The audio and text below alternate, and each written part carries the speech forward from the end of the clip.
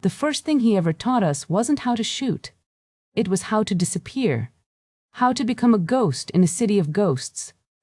He would say, "A sniper who is seen is a sniper who is dead." And in Stalingrad, in the autumn of 1942, we were all surrounded by the dead. I can still feel the frost on my rifle, the grit of brick dust under my fingernails, the tremor in the earth from a distant shell. My breath held tight in my chest, a tiny frozen cloud in the air. Across the square, through the jagged teeth of a ruined department store, I see my target. Not a general, not a soldier, just a flicker of movement, a careless glint of light off a water canteen. A mistake. My heart doesn't pound anymore. It just ticks. Like a clock counting down to a moment that will change a life. Or end one. How did a girl from a quiet village, a girl who used to sketch birds in her notebook, learn to think like this?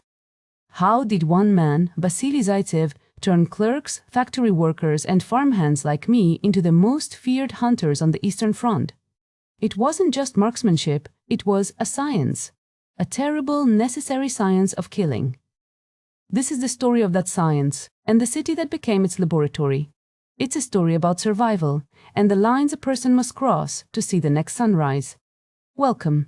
We have a long journey ahead. Before Stalingrad, my world was the smell of soil and old books. My father was a teacher in a small village nestled in the shadow of the Urals. My future was meant to be quiet. But Hitler's armies had shattered that quiet, and the radio crackled with a fury that felt a world away until it wasn't. It was my brother's unit, swallowed whole in the Great Retreat of 41. Then my father, drafted into a local defense militia, gone in a month. All I had left of them were 2 letters and a burning, silent rage that had nowhere to go. So I went to it.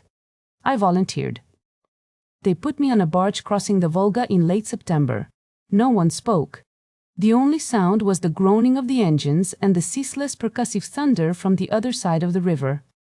The city, what was left of it, was a vision from a nightmare, a skeleton wreathed in black smoke. The sun was a dull red eye staring through the haze. We were told this was the furnace of the war, that if Stalingrad fell, the Soviet Union would break. We were not soldiers going to a battle, we were fuel being thrown into a fire. Stepping onto the western bank was like stepping into another reality. The air itself was different, thick with a metallic tang of blood, the stench of rot, and the choking dust of pulverized brick and plaster. The ground crunched under my boots, not with gravel, but with rubble, spent shell casings and God knows what else. Buildings were eviscerated, their floors pancaked, their steel bones twisted into grotesque sculptures. This wasn't a city. It was a graveyard, and the tombstones were the ruins of people's homes. The German Sixth Army, arrogant and seemingly invincible, held most of it. They had air superiority, they had overwhelming artillery, they had tanks that we fought with little more than anti-tank rifles and bundles of grenades. Our foothold was a sliver of land, a few hundred meters deep in most places, pressed right up against the icy Volga. General Chuikov, the commander of our 6th Army, had issued his famous order. There is no land behind the Volga. We knew what it meant. There would be no retreat. We would die here, in these ruins, or we would win here. There was no other option. In those first weeks, I was just another anonymous soldier in the 147th Rifle Regiment. I thought my anger would make me brave. It didn't. It just made me reckless.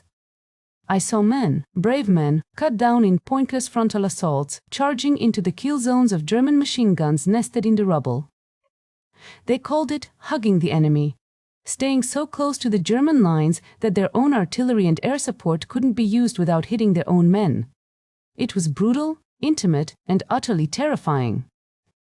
We fought for individual rooms, for stairwells, for piles of debris that offered a sliver of cover. The Germans called it Rattenkrieg, the rat war, and that's what we were. Rats scurrying through the corpse of a city, fighting for every broken brick. I remember my first kill. It wasn't heroic. I was huddled behind a shattered wall in the Red October factory district, and a German soldier, young, blonde, with his helmet off, leaned out of a window across the way to light a cigarette. My Mosin Nagant rifle felt heavy, clumsy. It was a standard issue M189130 no-scope, just iron sights. I aimed, my heart hammering against my ribs, and fired. The recoil slammed my shoulder. The man, he just folded. He dropped his cigarette and fell backward out of sight. There was no explosion, no drama, just a silent final stillness. I didn't feel pride, I felt sick. I threw up behind the wall, my body shaking. Is this what my rage had led to, this cold mechanical act? This was not the righteous vengeance I had imagined, this was just butchery.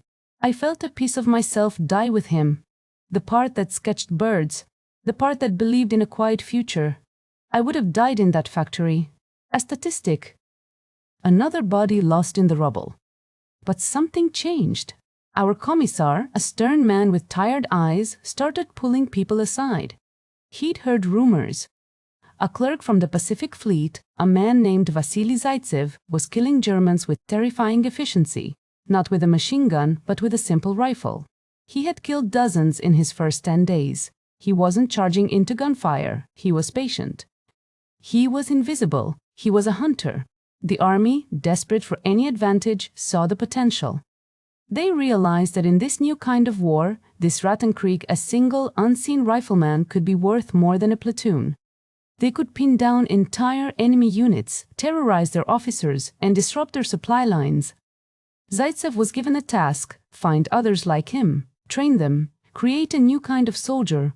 I was chosen. I don't know why. Maybe the commissar saw the coldness in me after that first kill. Maybe he saw the stillness that comes after the soul has been scoured out. Or maybe it was just because I could hold a rifle steady. Our school wasn't a building. It was a network of basements, collapsed trenches, and fortified ruins near Mamayev Kurgan, the great hill that dominated the city, a place so saturated with shrapnel that the earth itself was made of metal. And our teacher was Vasily Grigorievich Zaytsev. When I first met him, I was expecting a giant, a physical manifestation of the legend that was already growing around him. He wasn't. He was of average height, compact, with a calm, unassuming face. But his eyes, that's what I remember. They were the eyes of a hunter from the taiga. They didn't just look at you, they observed you. They took in every detail, every twitch, every hesitation. They were patient, analytical, and missed nothing. His first lesson was silence. We spent 2 full days in a concealed position, doing nothing but watching a section of the German line. We weren't allowed to talk, barely allowed to move. He was teaching us to see, to notice the rhythm of the enemy, the guard who always stretched at the same time, the path the Russian carriers always took, the loose brick in a wall that was sometimes used as a loophole. A sniper's greatest weapon is not his rifle, he'd whisper to us in the darkness of our hideout. It is his eyes and what is behind them. You must understand the man you are going to kill before you ever touch the trigger. He called it hare hunting. He was born a hunter in the Urals, taught by his grandfather to stalk deer and wolves. He brought that same philosophy here to this urban wilderness. The Germans were not soldiers, they were our prey. And you do not hunt prey by running at it screaming. You learn its habits, you predict its movements, you set a trap, and you wait. Patience was a religion. He told us a story of waiting for a German officer for 4 hours, absolutely still, as rats crawled over his legs just for that one perfect shot. He stressed that knowing the terrain was as important as knowing the enemy. He made us study the acoustics of the ruins, how sound would echo and betray a position. He taught us how the low winter sun would cast long shadows we could hide in, and how its glare could blind the men we were hunting. Then, he taught us his most important innovation, the sixes. He knew a lone sniper was vulnerable. A single sniper, no matter how skilled, could be easily pinpointed and eliminated. So, he organized us into teams of 3 pairs. He called us his zaychata, his little hares. Each pair consisted of a sniper and a spotter. I was paired with a man named Mikhail, a quiet factory worker from Moscow who had a knack for mathematics and judging distance. He was my spotter. My second set of eyes. The system was brilliant. It transformed sniping from a solo art into a coordinated science. Mikhail would carry the binoculars and the periscope, a simple but essential tool that let him observe without exposing his head. He would do most of the observation, his movements small and hidden, while I kept my Mosin Nagant rifle down, out of sight. fitted now with a 4x PU scope. The scope was simple, sturdy, but its field of view was narrow. Mikhail, with his wider binoculars, was my true sight. He would find the targets, calculate the windage and bullet drop, and whisper the corrections to me. While I aimed, he watched our flanks, constantly scanning for the telltale glint of an enemy sniper's scope. After I fired, we would both stay absolutely still, observing the enemy's reaction, trying to draw their own snipers into revealing themselves. With 6 of us working together, covering a single sector, we could create overlapping fields of fire. We could engage multiple targets or use one pair to draw fire a bait shot, while another pair hunted the German sniper who was foolish enough to respond. We became a pack. We moved through the rubble like ghosts, communicating with hand signals, a family bound by a silent, deadly purpose. Zaytsev didn't just teach us to shoot. He taught us how to work, how to think, and how to survive, together. My first mission as part of a 6 was terrifying in a new and different way. The sickness I felt after my first kill was gone, replaced by a cold professional dread. This wasn't a crime of passion anymore, it was a job. Our team, myself and Mikhail, another pair named Viktor and Sergei, and a third, an older, more experienced sniper named Ivan and his spotter, was tasked with suppressing a German machine gun nest that was preventing our shock troops from taking a key building known only as the pharmacy. We moved at night, a slow, painstaking crawl through trenches carved from collapsed sewers. The darkness was absolute, broken only by the sudden, blinding flash of a flare that would send us freezing in place, pressing ourselves into the dirt, praying we looked like just another pile of debris. Our hide was a masterpiece of Zaytsev's philosophy. Ivan, the veteran, had chosen it. It was the corner of a third-story apartment, the outer walls blown away, but the floor still intact. From the outside, it looked like an empty, inaccessible shell. But we had reached it through a hole in the floor from the apartment below, crawling up through the rubble. We had a perfect view of the pharmacy, about 400 meters away. We set up our positions in the deepest shadows, far from the gaping holes that served as windows. Zaytsev's voice was in my head, never fire from the edge of a window. A muzzle flash is a death sentence. Stay deep in the darkness. For an entire day, we did nothing. We watched. This was the core of hare hunting. WWII. Mikhail had his periscope, a simple tube with 2 mirrors which allowed him to see over the rubble in front of us without exposing his head. He sketched the German position on a scrap of paper. 3 machine gunners, a 2-man mortar team in the courtyard behind them, and an officer who came and went every 2 hours. They were comfortable, cocky. They thought they were safe. We learned their rhythms, their moments of inattention.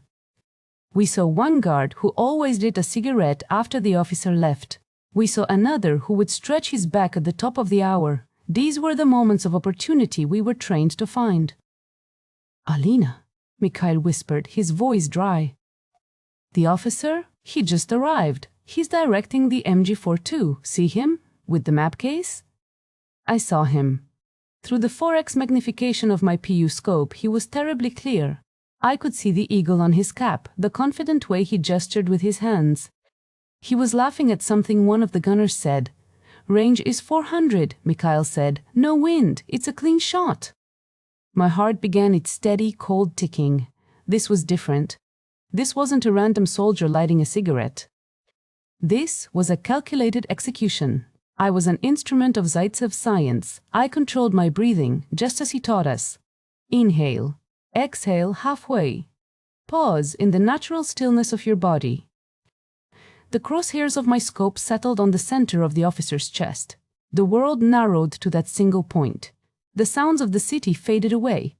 There was only me, the rifle, and the laughing man 400 meters away. I squeezed the trigger. The rifle bucked. The world exploded back into sound. Through the scope, I saw the man jerk violently, the map case flying from his hand. He slammed back against the wall and slid down, leaving a dark smear. There was instant chaos in the German position. The other soldiers scrambled for cover. "Got him," I breathed, the words feeling foreign in my mouth. "Good shot," Mikhail said softly, his eyes never leaving the periscope. "Stay down. They'll be looking." Viktor and Sergei, our second pair, were already at work. As the Germans panicked, one of them foolishly peered over their barricade to try and see where the shot came from. Victor's rifle cracked once, another man down. Now they were terrified. They were being hunted by ghosts. They were trapped. We didn't fire again for an hour. We let the fear do its work. That was another of Zaytsev's lessons, psychological warfare. The threat of the unseen sniper was often more powerful than the sniper himself. The Germans knew we were there, but they didn't know how many of us, or where. Every shadow, every hole in the wall became a source of terror. That fear was as potent a weapon as any bullet. When our shock troops finally assaulted the pharmacy that evening, they met only token resistance. The surviving Germans had abandoned the position. Our mission was a success. We had taken the building without losing a single man in the assault, all because of 2 bullets fired from the shadows. That night, back in our basement sanctuary, I cleaned my rifle. I didn't feel sick this time. I didn't feel pride either. I felt a quiet, grim satisfaction. The satisfaction of a craftsman who has done her job well. The girl who sketched birds was gone forever. In her place was a sniper of the 62nd Army, a hunter of hares. And I finally understood the terrible genius of Vasily Zaytsev. As the winter of '42 began to bite, blanketing the ruins in snow and ice, a new kind of tension fell over our sector. It was a personal, palpable fear. Zaytsev, our teacher, had become a legend not just to us, but to the Germans. Soviet propaganda, recognizing his value for morale, had made him a national hero. They wrote about him in My Pravda. His name was a symbol of our defiance. And because of that, the Germans decided he had to be eliminated. The rumors started quietly at first, passed in whispers between the sentries. The German high command had dispatched their best sniper to Stalingrad, the head of their own sniper school in Berlin. A Major König, though some called him Konings or Thorvald. The name changed in the telling, but the story was always the same. A master hunter had been sent to kill our master hunter. It sounds like something from a novel, I know, but the effect was real. We felt it on the front lines. The air grew thick with dread. Every shot we heard that wasn't our own made us wonder, was that him? Was König watching us right now? The psychological pressure was immense. German snipers became more aggressive, more cunning. It felt like they were testing us, probing our defenses, searching for Zaytsev. Several of our best men were killed in those days, picked off by single, expertly placed shots. Zaytsev knew he was being hunted, but he showed no fear, only a deeper level of concentration. He gathered us, his students, his sixes. "He's here," he told us, his voice calm. "This is not a normal sniper. He's patient. He will not make mistakes. He's a professional, so we will not hunt him. We will let him hunt us. And we will watch for his shadow." The whole city became a chessboard. Our team, along with others, was tasked with observation. We were the bait, the pawns, sent out to draw the king's attention. Our job was to go on our normal missions, but to be hyper-vigilant, to report every enemy sniper shot, its direction, its time, its likely position. Zaytsev was piecing together a map of his enemy's mind. For days, the duel was a battle of ghosts. It was fought in stillness, in observation. Mikhail and I spent 36 hours in the husk of a grain elevator, overlooking a field of shattered tanks the Germans called a cemetery. We watched a German position, knowing König might be watching us. The strain was unbelievable. Every loose pebble, every gust of wind felt like a prelude to a bullet. Mikhail spotted a German sniper moving into a position under one of the tanks. "Is it him?" I whispered. "I don't think so," Mikhail breathed, his eye pressed to the periscope. "Too clumsy. Moving too fast." We reported it, but Zaytsev's orders were clear. Do not engage unless you are certain. Let the master play his game. The climax came after Zaytsev and his own spotter, Nikolai Kulikov, found what they believed to be König's hideout. It was a clever one, located under a sheet of iron, surrounded by a pile of bricks, in the no-man's land in front of a factory. It was a position with a commanding view of the Soviet lines. For a full day, Zaytsev and Kulikov watched it, sharing a single trench. Nothing, no movement. This is where the genius of Zaytsev, the hunter, came into play. He knew his opponent was a professional. He wouldn't be baited by a simple trick like waving a helmet on a stick. He had to be outthought. Zaytsev set up a ruse with a political officer he knew, a man named Danilov. Zaytsev explained his theory to Danilov. The German was there, under the iron sheet, waiting. He would only fire if he was sure he had his target. Zaytsev and Kulikov would remain hidden. But Danilov, perhaps too eager or perhaps too convinced of his own bravery, decided to test the theory himself. He raised his head, just for a second, to look through a pair of binoculars. A single shot rang out. The sound was flat, sharp, deadly. Danilov cried out and fell back, his arm shattered. König had taken the bait. But he hadn't shot at a sniper, he'd shot at the political officer, an easier, more tempting target. He had revealed his position, but he thought he was safe. He thought he had outsmarted us. He didn't know he had an audience. Zaytsev now knew exactly where König was. But the German was behind cover. He couldn't be seen. So Zaytsev waited. And he devised the final act. He told Kulikov to slowly, an inch at a time, raise a helmet on a stick.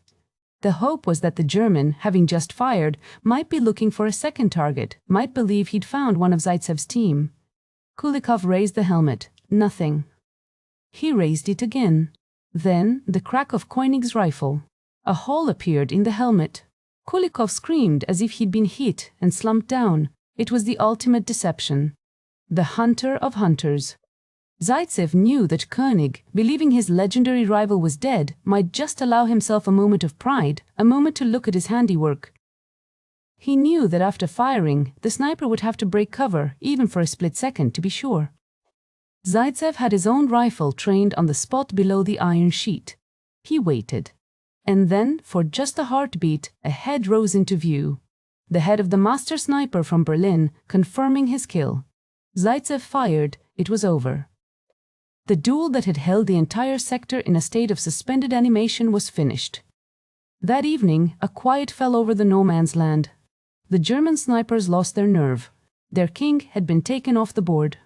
The hunt was done. We didn't celebrate. We felt a grim sense of relief. We had watched a master at his craft, a horrifying, brilliant, bloody craft. And we had learned the ultimate lesson. The science of killing wasn't just about aiming a rifle.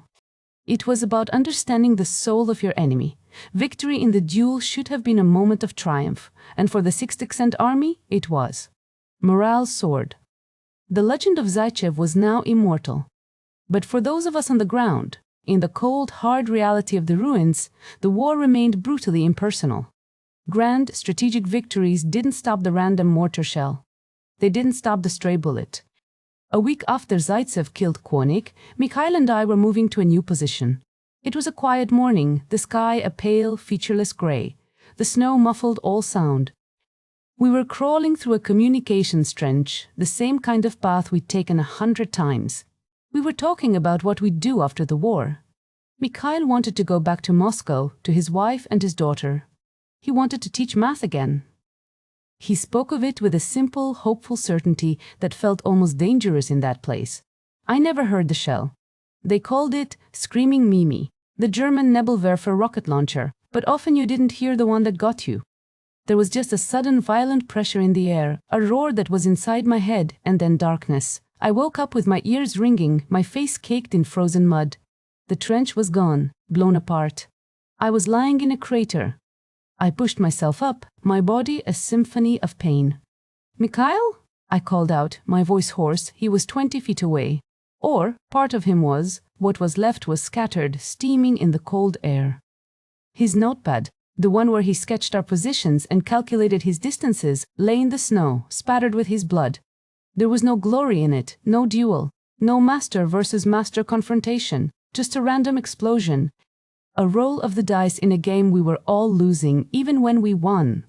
He wasn't killed by a cunning hunter. He was erased by a machine. I sat there in the snow for a long time. The cold seeped into my bones, but I couldn't feel it. I'd thought about the German officer I'd shot, the one who was laughing. I had reduced him to a target, a problem to be solved by the science of my rifle. Now my friend, my partner, my Mikhail, had been reduced to the same. An obstacle. A piece cleared from the board by an unseen, uncaring hand. The science of killing? It was so precise, so methodical. But death itself? Death was chaos. It was sloppy and stupid, and it didn't care about your skill or your patience. It didn't care that Mikhail had a daughter waiting for him in Moscow. I carried his rifle back with me. I didn't cry. I think the part of me that could cry had frozen solid long ago. But something inside me fractured. The cold, professional satisfaction I had learned to feel was gone, replaced by a hollow, aching void. What was the point of all this science if the universe was this random? It is a difficult thing to spend your days perfecting the art of taking life, only to be reminded that life can be taken so meaninglessly. We were celebrated as heroes, but we lived with the ghosts of the men we killed and the ghosts of the friends we lost. If you've made it this far into the journey with me, thank you. It's not an easy place to be. If you find value in stories like this, in remembering the human faces behind the great, terrible events of history, I'd be honored if you engaged with this story. It helps these voices like mine and Mikhail's, to be heard again, to be remembered, not just as statistics, but as people. Your support is what brings these forgotten stories back to life. The battle for Stalingrad ended in February 1943. It was a victory so total, so monumental, it shifted the entire course of the war. The German Sixth Army, once the pride of the Wehrmacht, was utterly destroyed. We rounded up the survivors, skeletal figures in ragged uniforms, their eyes vacant with frostbite and starvation. There was no hatred left in me, just a vast, weary pity. Zaytsev had been injured before the end. A mortar attack, much like the one that killed Mikhail, had damaged his eyes. The master hunter, his greatest weapon, compromised. They flew him out of the city, back across the Volga. He would recover and would spend the rest of the war training a new generation of snipers, passing on his science. He had planted the seeds, and the forest was now growing without him. By the end of the war, the snipers he personally trained, his zaychata, his little hares, had accounted for thousands of enemy kills. His legacy was written in the archives of the Red Army. I remained. I was given my own team. I taught the new recruits, the fresh-faced boys and girls who arrived after the worst of the fighting was over. I taught them Zaytsev's lessons, how to disappear, how to watch, how to wait, how to breathe.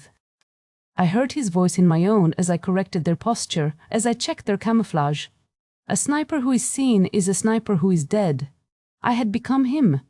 The thought both filled me with pride and chilled me to the bone.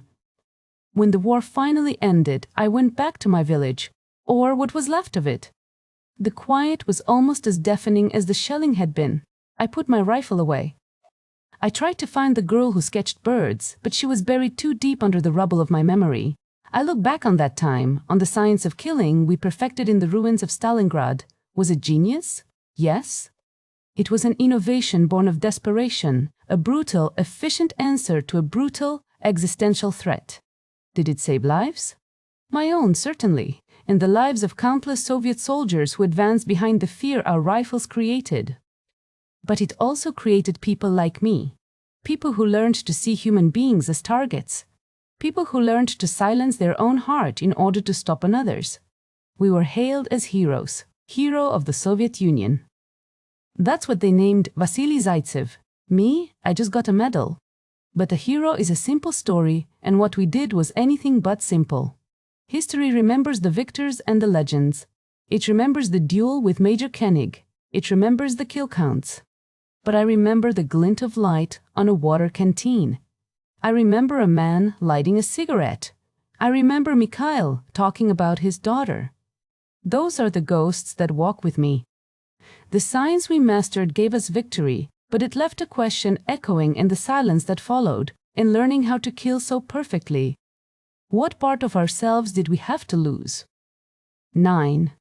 Thank you for walking through the ruins of Stalingrad with me today. The stories of this war are vast and complex, filled with moments of unimaginable courage and profound loss. If this journey moved you, I'd love for you to share your own thoughts on the nature of wartime innovation and the burdens carried by those who fight. There are always more voices waiting to be heard. N.